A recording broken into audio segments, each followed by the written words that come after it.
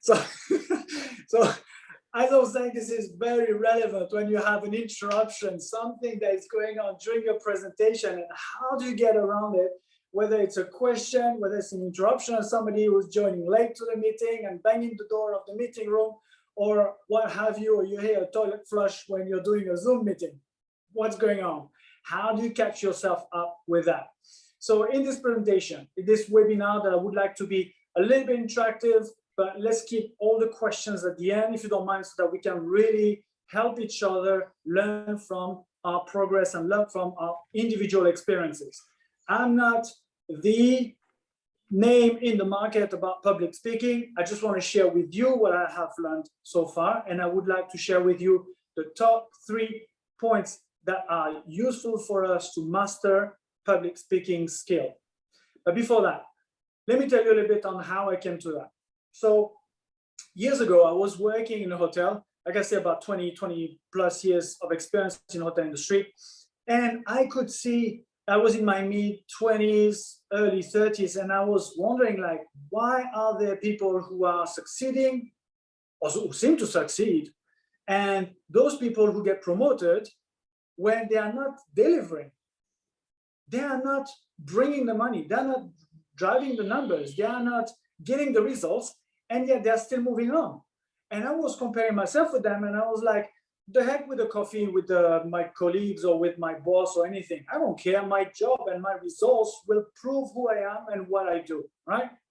We've all been in that situation, right? Somewhere, somehow, and you're comparing yourself with others, right? And what I've realized is that the numbers and the money in a corporation is not everything.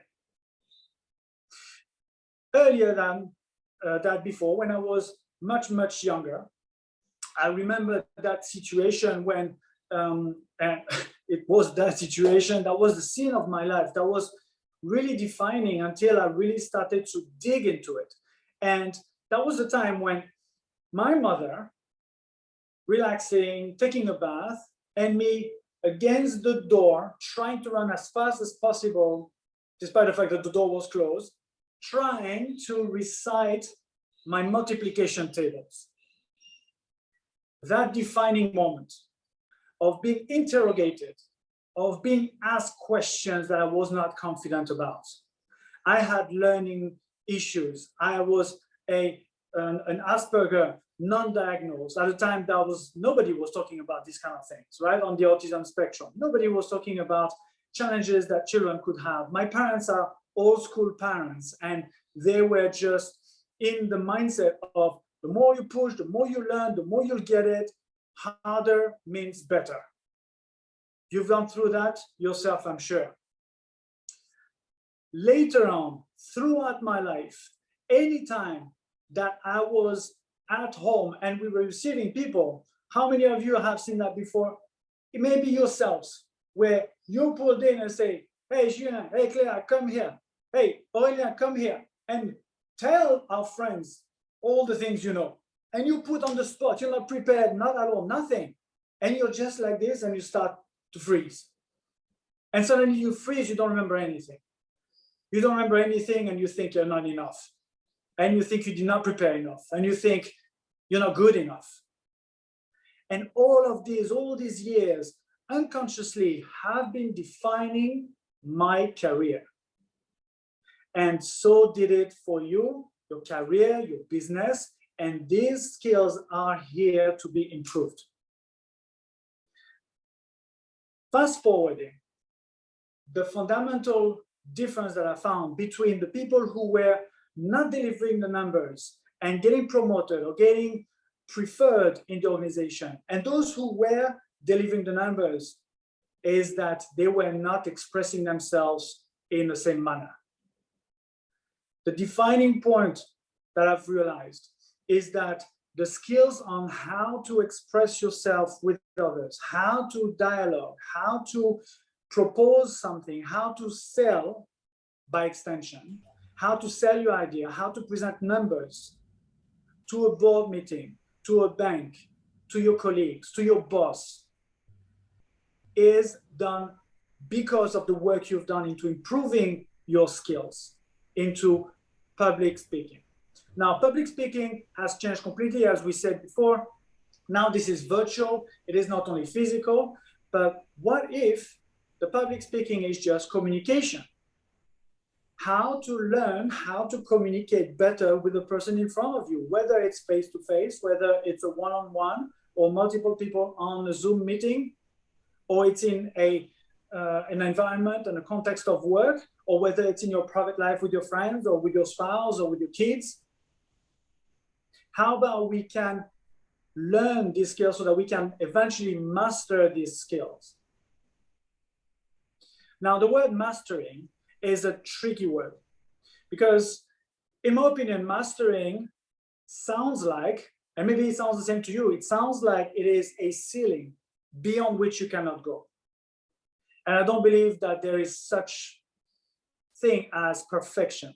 I think there's perfecting as an evolution, a movement, a progress, a constant progress. But there's not necessarily something to achieve. And by the time, or at the moment, at the very moment we think that there is somewhere to get, I think that's the death of us. That's the death of our growth, of our development, of our expansion. This is where we think that's where we stop. Have you ever realized, or have you ever watched these runs, these 100-meter runs during the Olympics? Have you ever noticed, watch it again, that's really, really interesting. The last 10 meters, the last 10% of the race, almost all of the runners start to slow down. The finish line is there and they start to slow down. While as the time to actually accelerate, put everything you got. That's the time that you need to continue. And that's my metaphor for that perfection, that 100%, that mastery that we think that that's the end. Well, actually, the Bolts and all the world records athletes are actually not looking at the finish line. They look far beyond that. It's the same thing in martial arts. In martial arts, if you want to break that plank of wood, you don't stop here, you'll break your hand. You need to go much further. You need to aim much further than that. That's why I don't really like the idea of perfection. That's why I don't like the idea of mastering, because mastering is mastering yourself. It's not mastering a skill. I got a black belt in karate. I got that when I was 20-something, just early 20s. This is when I realized, when my master told me that the belt is only to hold your trousers. The color doesn't mean anything. Actually, the black belt is the defining moment when you start to learn something. Before it was just a foundation. When people think a black belt is the master, no, it's just the beginning. But we tend to think that this is the finish line and we start to drop our performance before reaching it. So mastering, in my opinion, is more of a constant evolution, a movement, and keeping the momentum going. And this is why you're all here, to continue learning anything that you can so that you can help yourself grow your skills, grow your business, grow your communication skills, because you know there's more to it than where we are at. And I'm still learning. I'm constantly learning, but that's the defining point between all of us who are here on this call and those who did not show up, is that you did already 90% of the job, which is to show up. And for that, congratulations. So in terms of strategies and tactics, which is something maybe that you want to get out of this call as well, I might not give you some enlightening messages on additional tips and tactics, or maybe there's just one that you're going to really grab and that is going to hook you up and going to bring it home for you, and that you can apply straight away. The first point is that it is, in my opinion, having the courage of standing up in front of people.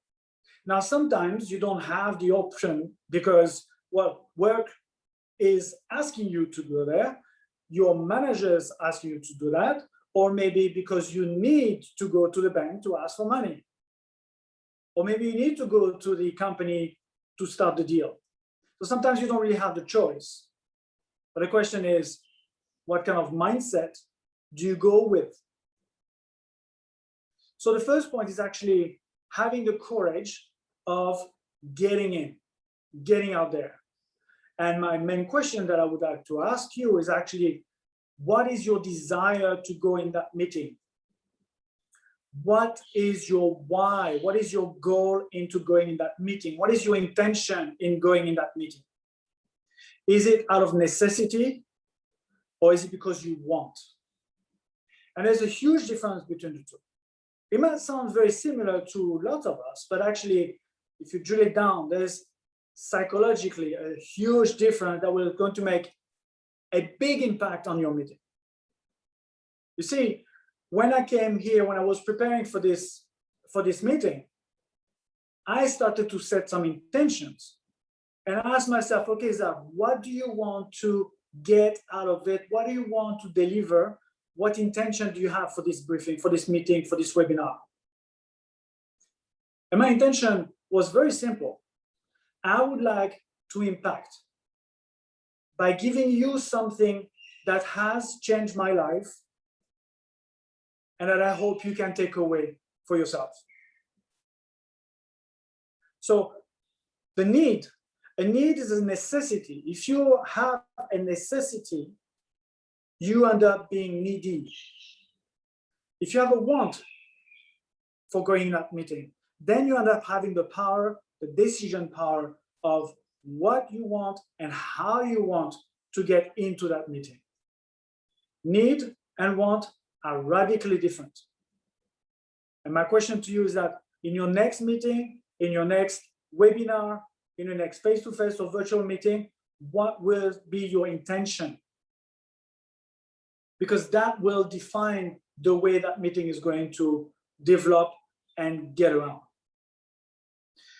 Then, of course, the second point will be, of course, preparation, right? How prepared are you about this meeting? Now, I'm not talking only about prepare about the light and about the position and the voice and the audio. Yes, of course, all of this is important, and we know that, right? But how are you prepared about the topic that you're going to talk about, right?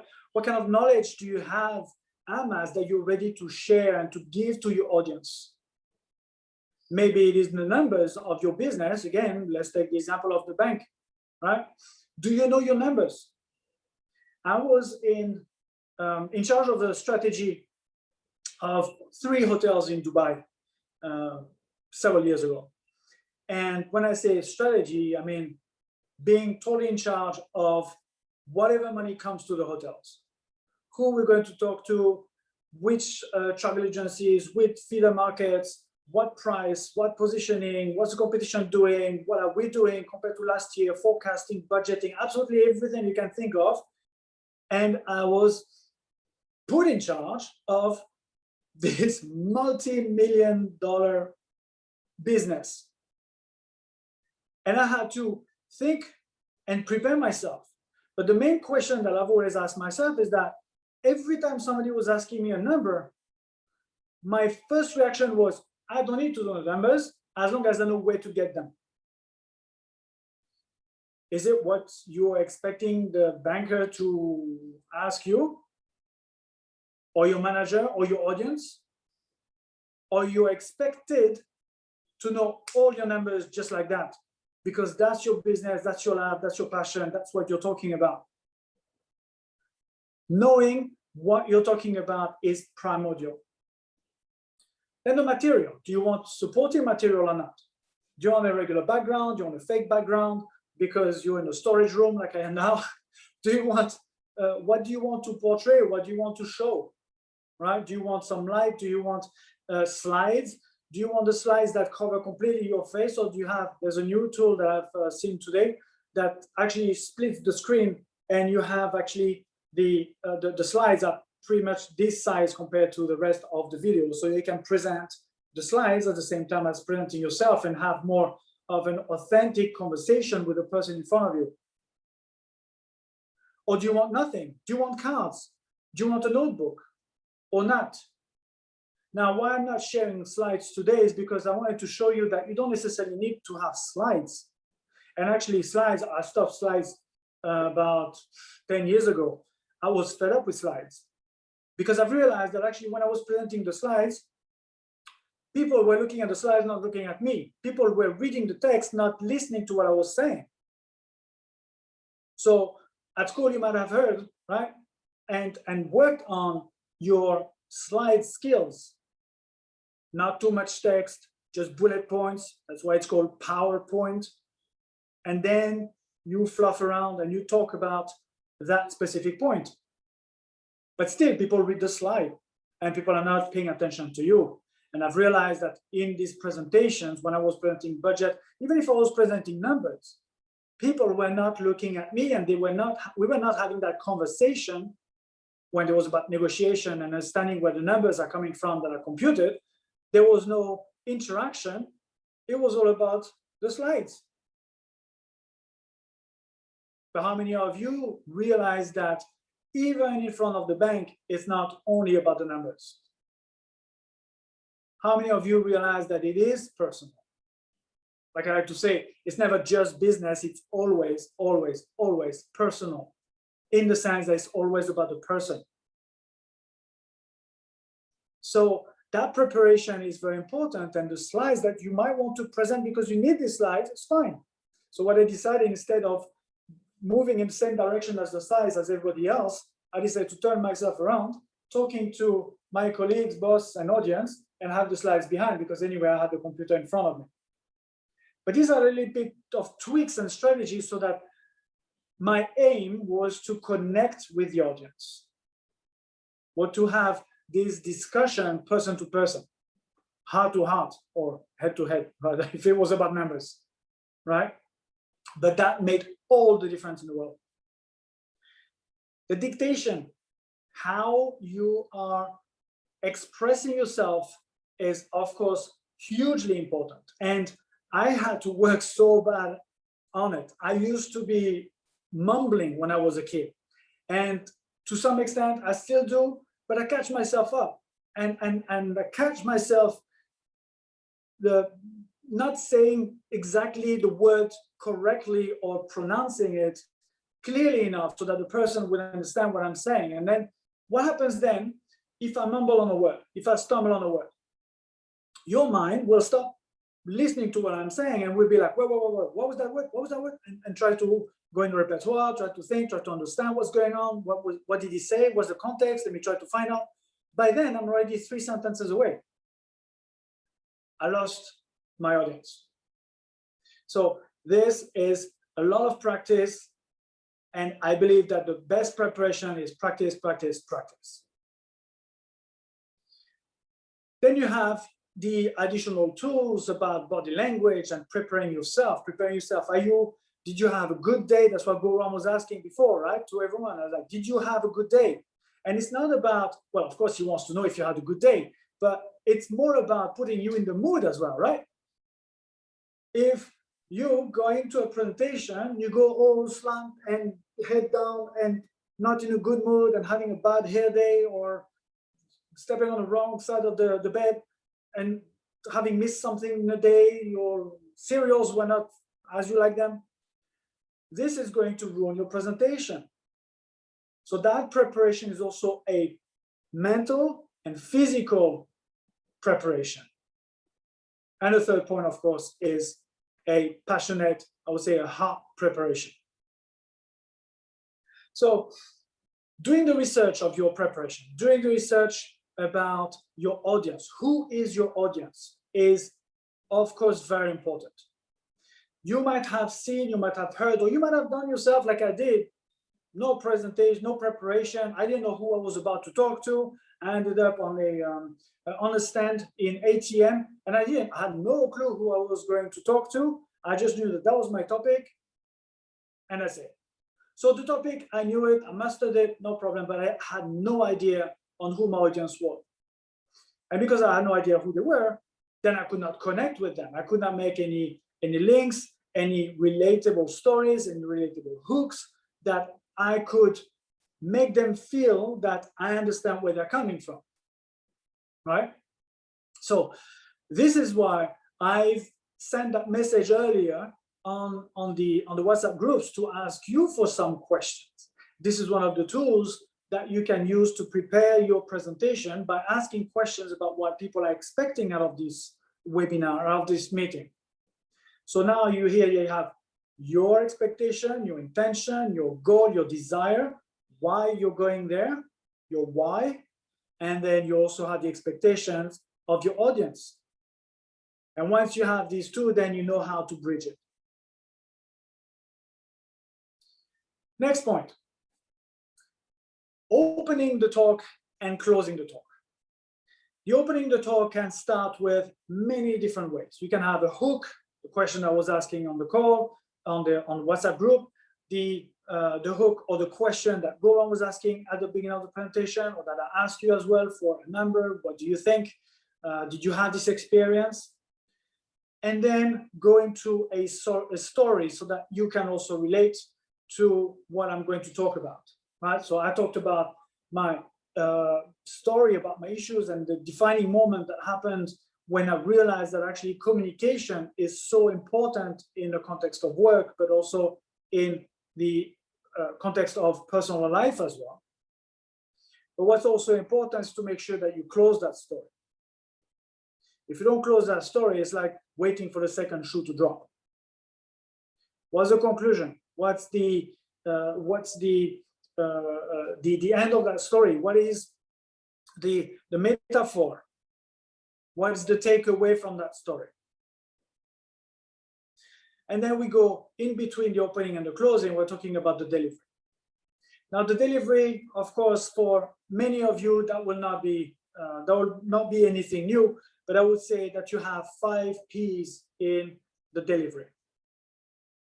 The first one is projection. How do you project your voice? I was doing some sound testing with Goran just before the start, to make sure that you can hear me well, to make sure that you can hear my voice. I'm not too loud, I'm not too low, although you can regulate the volume on your side, right? But if the projection of my voice is not good enough, then you're going to lose interest.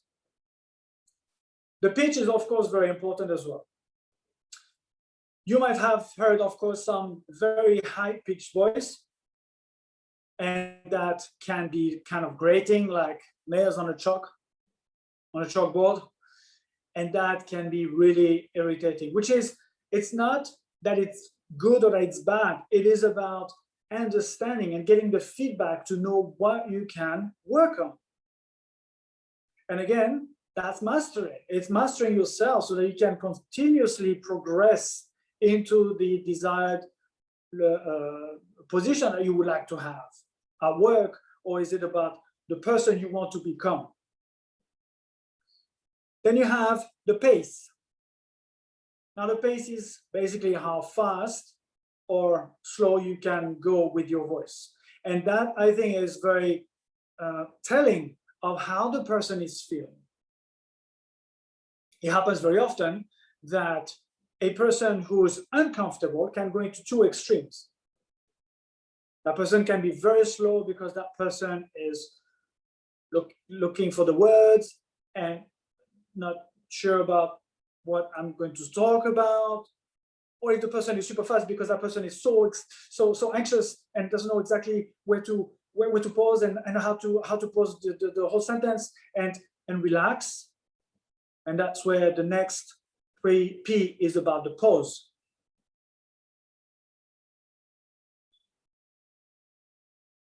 But that means that you need to be comfortable with silence. And how many of us are comfortable with silence? And how many of us feel the need, not the want, the need to say something? Say something. You can't have a blank, you can't have a pause. You need to talk. And if you don't talk, I'll talk. Right? But it's also important that your pace and your pause explain and tells a story about how excited you are or how down you are. So when I was relating my story with me being stupid and not knowing my multiplication table, and if I'm all excited when I'm talking about this, and it doesn't relate to you anymore, right? So it needs to be, of course, authentic. What you're telling about, what you're talking about needs to be authentic. But if I'm excited, then I need to pick up the pace. And that's fine because it's a video, it's a recording, you can go back to it and pick up again and listen to it again and get the points that you might have missed, right? Because you might be taking a lot of notes right now, but there might be things that are very, very important. Which brings me to the fifth P, which is the power words. It is the impact and the pressure you put on the key words of the presentation. If it is a keyword in your sentence, if it is a keyword in your presentation, and your voice is not congruent, is not accompanying your pitch, say again to the bank, for example, and say, okay, I have this exciting idea, and this is going to do this, and it's going to do that, and this is my audience, and these are people, and I'm expecting to get this return and everything, and I need some money. It doesn't show that you have the confidence in what you're saying anymore, right? I see some of you shaking your heads like, yeah, I've been there.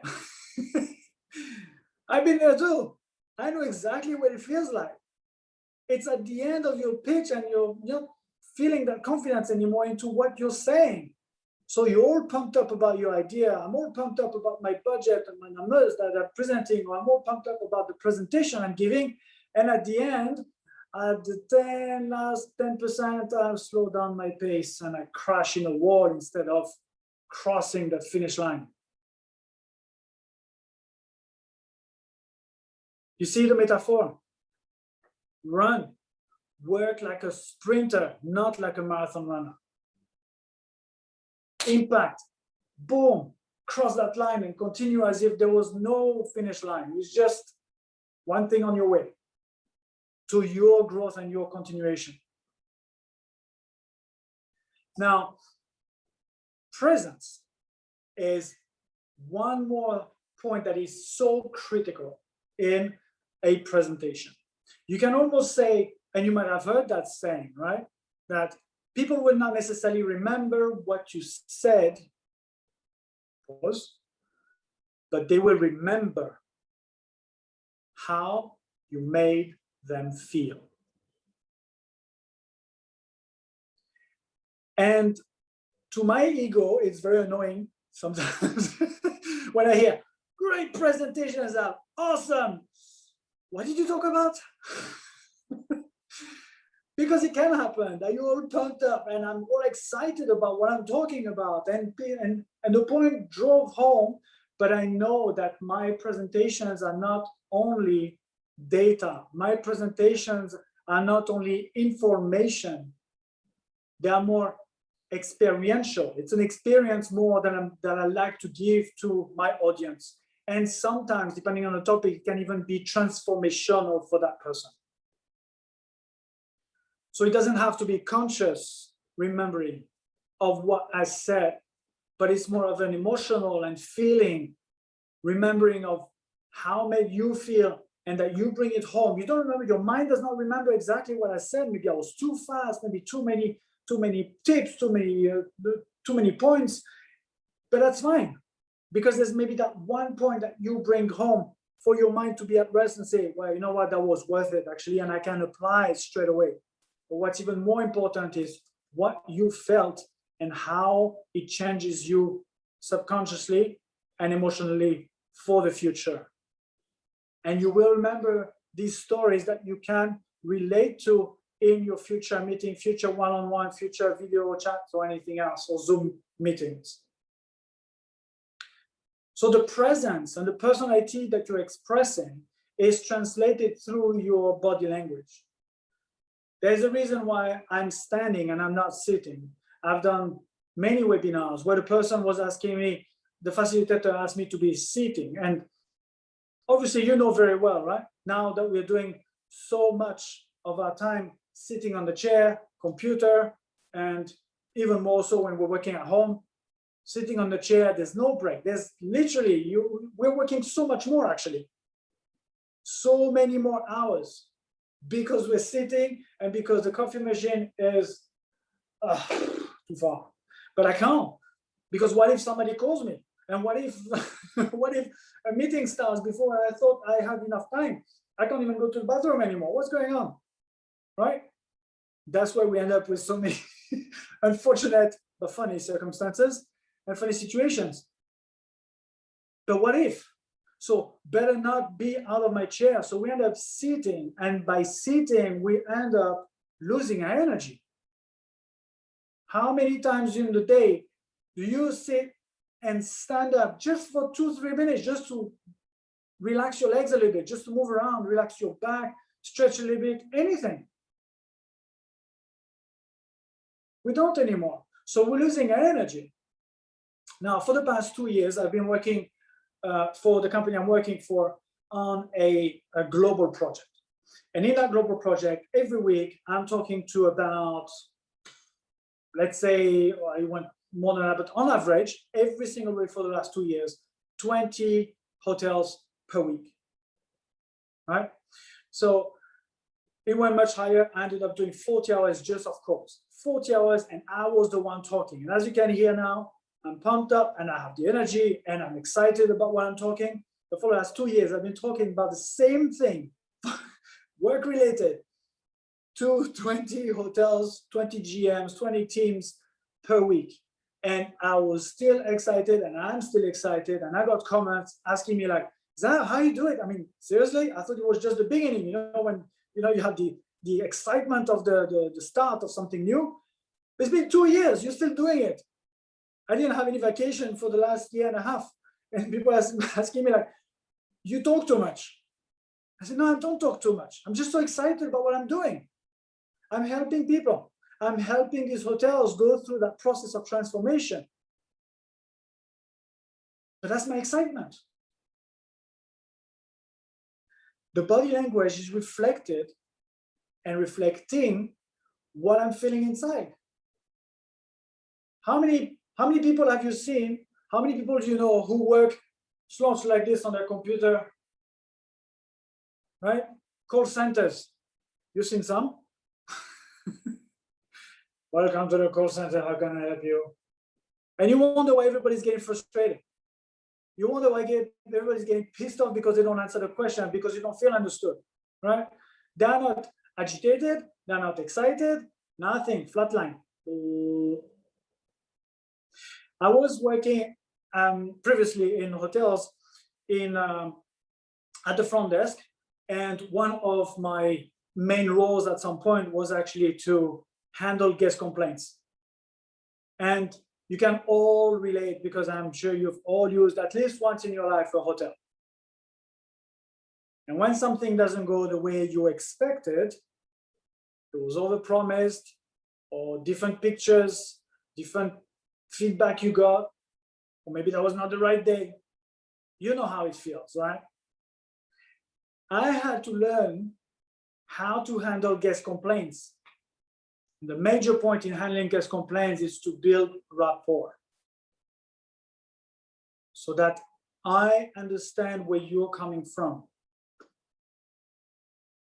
I understand what you're feeling. And how many times have you heard on the phone, maybe with customer service or in a hotel again, you're not happy and there's something that's bothering you, and that person is looking at you like, I understand. And what do you feel like? You don't feel like squeezing that person by the neck? No, you don't understand. Honestly, you don't understand, because I'm fired up and I'm not happy. And he's just looking at me like a psychotherapist. I understand. No disrespect to psychotherapists, but that's generally the flat line that people are having, right? But you need to match the person in front of you. That's called mirroring. People like people who are like them. Have you had this experience where, for example, yourself, maybe you were in a rush and somebody stops you and say, hey, I need something, I need to tell you something. And you're like, no, I'm in a rush, I'm in a rush. No, but I really have something very important to tell you, right? please wait, it will take only a minute. It took 1 minute already for you to tell me that. I'm in a rush, don't you understand? Right? Same thing, you want to talk to somebody and that person is all agitated in front of you and you're like, oh, okay, maybe next time. And you lose your opportunity to talk to that person. Does that sound familiar? It's the same thing when you're presenting. If the topic that you're talking about asks you to be fired up and to be passionate, and you are very excited in the tone of voice and your body language as well, then you're losing everybody. And people switch off. So body language is so important. What I would like to go to now, just before finishing, is that the body language is not necessarily only the body language that you're having during the meeting and interaction you're having with that person. It's also the body language you have in preparation to make the loop to the preparation, to circle it back and bring it back home to the beginning of this talk. It is about preparing your body as well to go to that meeting. Preparing in sense of, well, maybe the way I'm dressed and, well, I'm at home and I put my shoes on. Because I want to feel that I'm not too relaxed and take this too casual, because I want to share with you my experience. I want to share with you what I've learned, because I'm passionate about explaining to you these things so that hopefully it will help you the way it helped me in the past. And that no matter what the circumstances, no matter what the situations, my Asperger and my awkwardness in public, all of this can be overcome if you put the work. And that's, for me, mastering.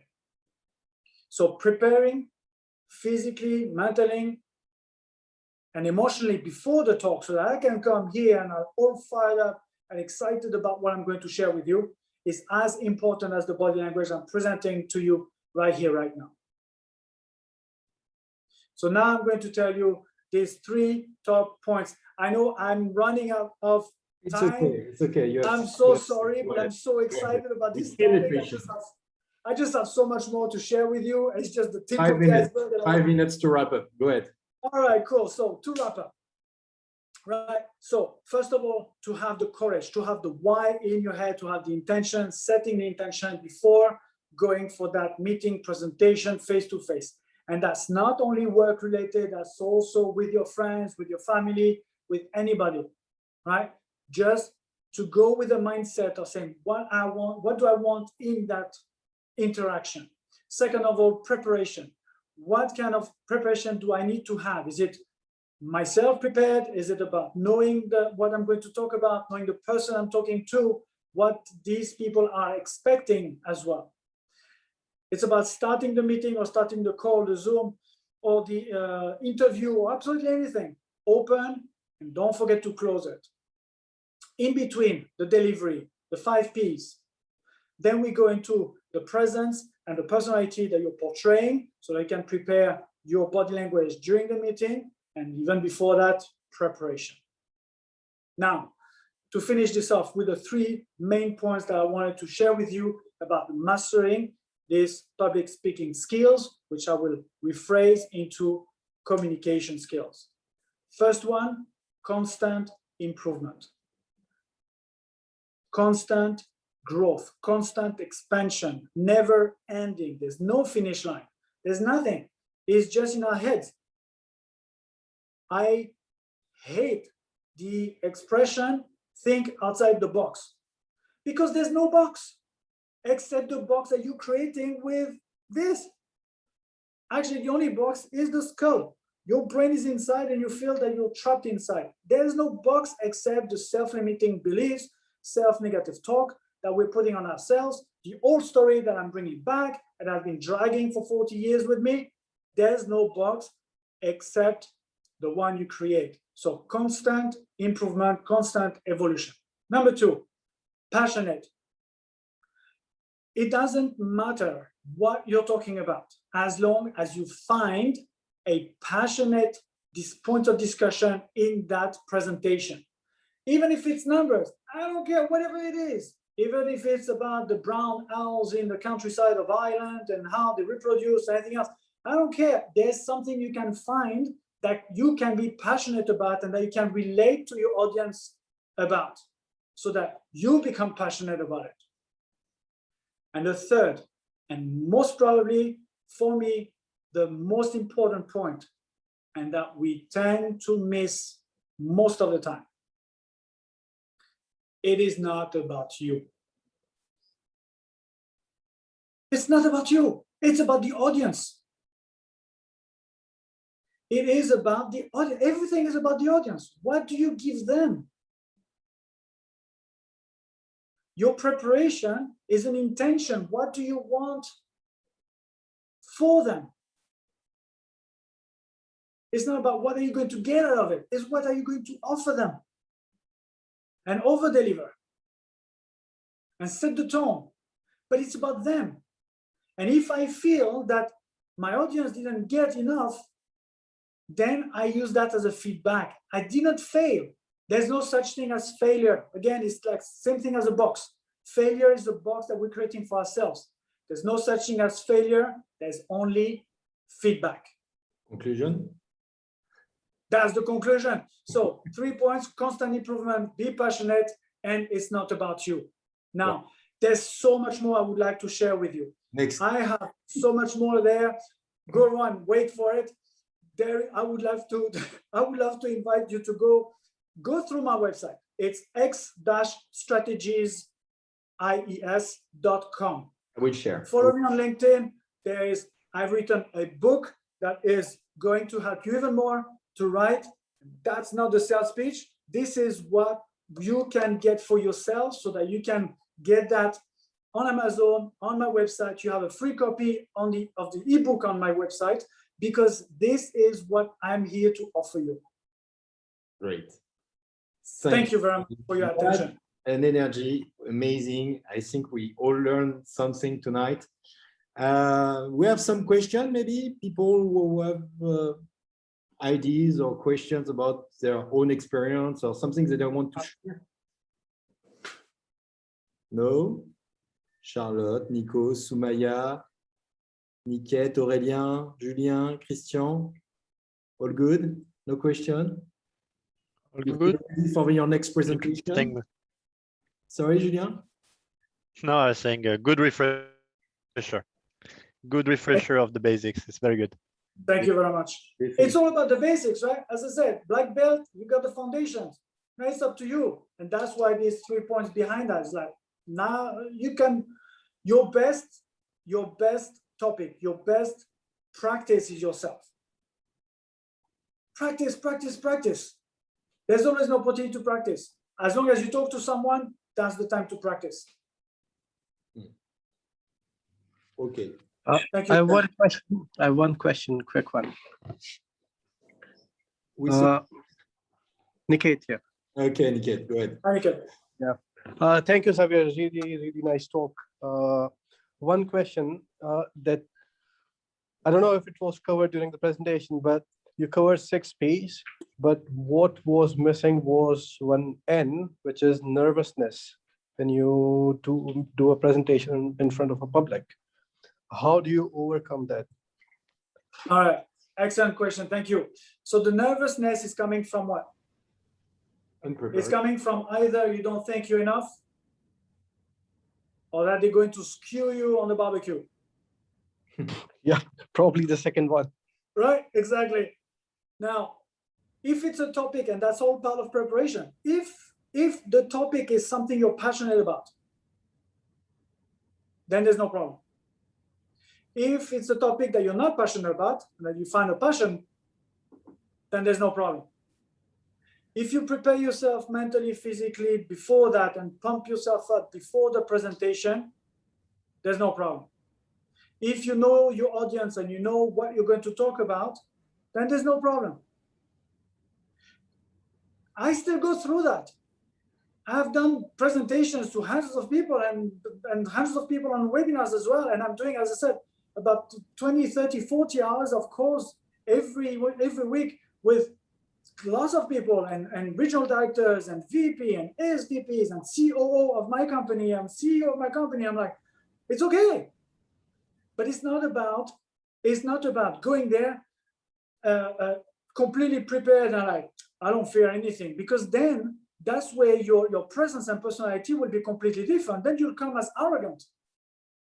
Then you'll be skewered on the barbecue, because especially if it's somebody who has a leverage over you, if it's the bank, if it's a superior or anybody else in front of you, right? How do you think that person is going to take you?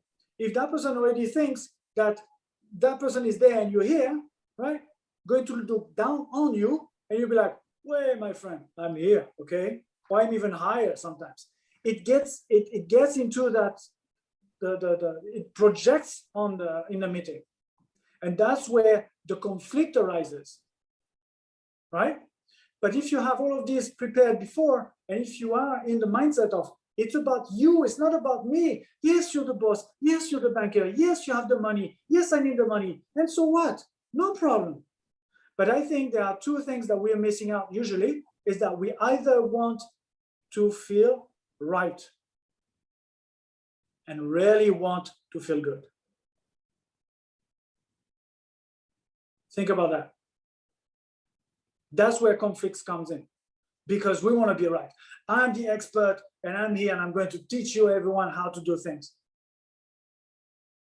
No, we all have experience here. We can learn from each other. And as I said, I'm learning as well. There are ups and downs, and I can't be all the way up, although I would like to, but that means perfection, right? The mastery is to understand that when it goes down, when I have a bad day, when it's not going as well, I get the feedback so that I can pick myself up.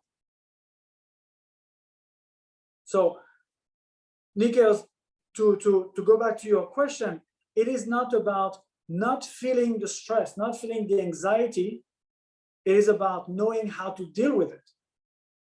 And all that I've mentioned before in that video, in that presentation, very short, very brief, but all of that is going to help you with that.